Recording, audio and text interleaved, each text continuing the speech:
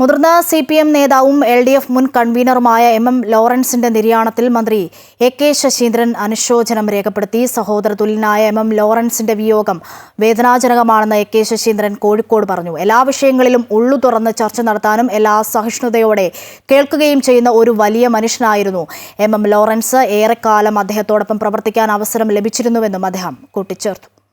നേതാവ് സഖാവ് MM ലോറൻസിൻ്റെ നിര്യാണ വാർത്ത അതീവ വേദനയോടുകൂടിയാണ് ഞാൻ കേൾക്കുന്നത്.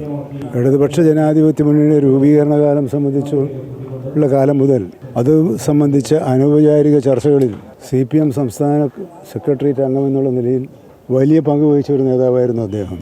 ആ കാലം തൊട്ട് രാഷ്ട്രീയ ചർച്ചകൾ നടത്താനും സഹകരിക്കാനും കഴിഞ്ഞിട്ടുള്ള ഒരു വലിയ രാഷ്ട്രീയ നേതാവായിരുന്നു അദ്ദേഹം.